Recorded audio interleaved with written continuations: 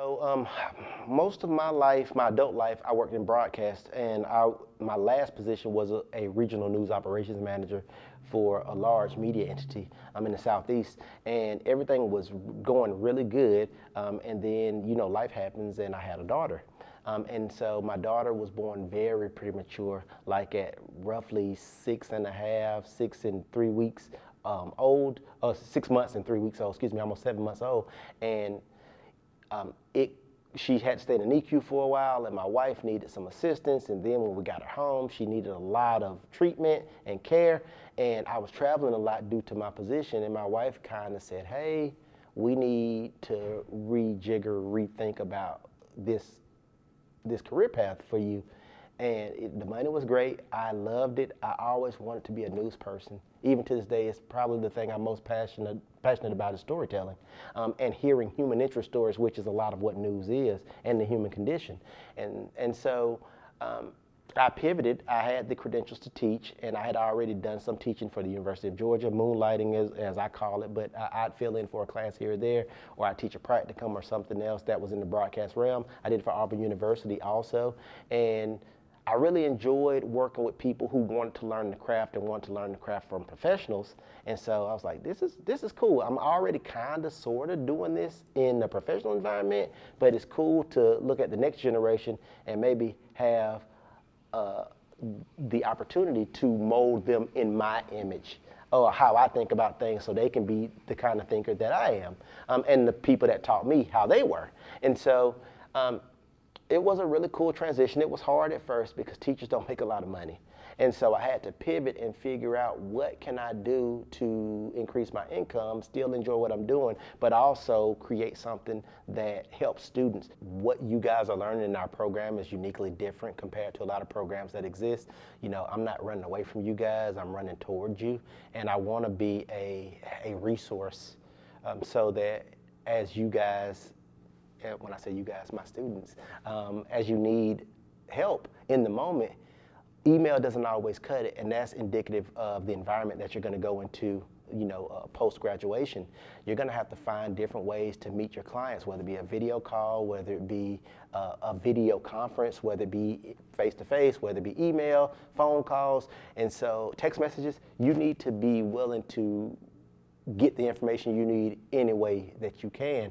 And there's not a lot of information that you can access that's readily available quickly in this career path when you're in an interview environment, or when you're trying to set something up, or when you need just a quick, yeah, that looks good, or no, I wouldn't do that, or that doesn't sound good. It just makes sense to be able to reach out to the instructor. And so I started doing that my second year of teaching. It works out very well, and a lot of students still reach out to me even after graduation with the same kind of questions. "Mr. Robinson, I'm having a situation at work. They want me to do da da da da da," and we talk through it. And oftentimes, I'm more of a creative therapist than anything else. It's not that they need me or that they need my help. It's just the reassurance and validation that you get from talking to another industry person. And so that's why I do it, because I do consider my students colleagues as well, or future colleagues. And so it's good to get into the habit of being able to communicate, and more importantly, articulate in more than just an email form to get the answers you need. To watch it and give us a couple minutes to discuss. This is interesting. This is a doc. And again, I want to show you different variations of documentaries in the class, just so you can see how storytelling happens. I want you to being a creative services, production person, film person is very demanding, and you don't keep normal hours, whether newsrooms. And so it's important that you set an example. And I'm not trying to be some Iron Man and stay up all the time and be this dispatcher. But I want to have an open line of communication and a forum for dialogue. But I don't do that for kudos or brownie points. You wouldn't be asking for help if you didn't need it. And so I really want to make sure that I'm providing a quality level of service to students beyond just the cold reply of an email. Also, things, especially technical things, can get lost in translation.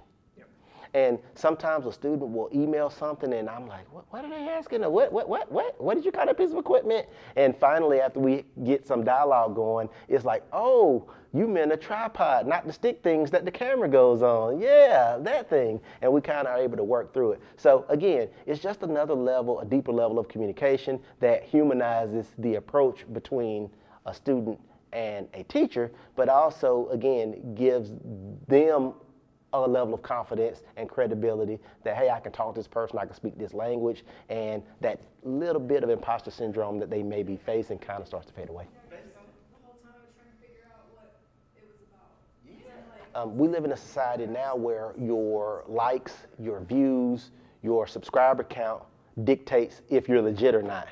And that's crazy, but it's the truth. Because you can have somebody who doesn't fully know what they're talking about, present as if they do, and have a lot of subscribers and a lot of influence, and they veto or overrule what a real industry professional is talking about and saying for a fact that they've worked in the field 30, 40, 50 years. And that's tough. I mean, I don't know, I don't know what to say to that individual other than you need to start, if you can't beat them, join them. And that's kind of how it goes. It's the old, if a tree falls in the woods and nobody's around to hear it, does it make a sound? Well, you don't know because you're not there. And so we're doing a lot of good work, and you have to take a step back. And that's one of the things I've gotten with my team, because one of our businesses, Full Contact Media Group, is a nonprofit, and we have a board. And one of the things we talked about at the last board meeting was how can we better self-promote? Not only from the standpoint of doing, we call them POPs, proof of performance, but also just to let other people know we exist, because there's tons of nonprofits that would love to work with us that have no clue we're around. And we're putting out content, but we're not congregating it to a place that other people can see what we're doing. Then there's opportunities to boost that and do others. So we're working on a plan, technically it's an outreach plan, but on a plan to provide and highlight the skills and the things that we offer from an industry standpoint, so we can help those organizations better do what they're there to do, which is to serve. And you shouldn't have to worry about this other stuff, because you have other nonprofits that kind of can take care of that part, and that can either help you directly or train people to help you. A good class for me is when students are actively bringing their agendas to class. I model myself after the Magic School Bus. I don't know if you've ever seen that show, but I want to talk about what the students want to talk about and engage in what the students want to talk about, because the content that I have, they're already going to get a copy of it. They're going to get a PowerPoint presentation. They're going to get lecture notes. They're going to be able to have that. That's important, and it is important in reference to the structure of the course, but it's not important to what's happening now. In my class today, we're going to talk about the Super Bowl, and we're going to talk about Super Bowl halftime performance, and we're going to talk about some maybe uncomfortable topics that I want folks in my classes to think about, because they're storytellers and they're fact tellers first. We're a nonfiction environment for the most part. There's many places students can go and get the information that I'm going to present in class. You can go online, you can talk to your friend, there's courses people are selling. There is many places. What they don't add or offer that I add and offer, and that a university environment adds and offers, is context. You can learn how to do something and you can just do it, and it can be great, and you can just repeat it over and over and over again. But if you don't have anybody to ask, if you don't have context as to why you're doing it and what it means moving forward and how you can adapt it, you're just duplicating what somebody else has done. And that's fine in some instances, but not as a creative, not as a seeker of knowledge. There's so much more.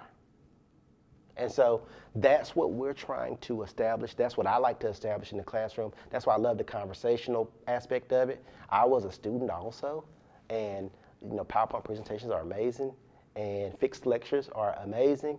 But man, it's so much more interesting when we have these deep dives and we're talking at this really high level about how things are, why things are, and it gets you to think. And when you really are thinking and when you're really invested as a student, you start looking at things differently.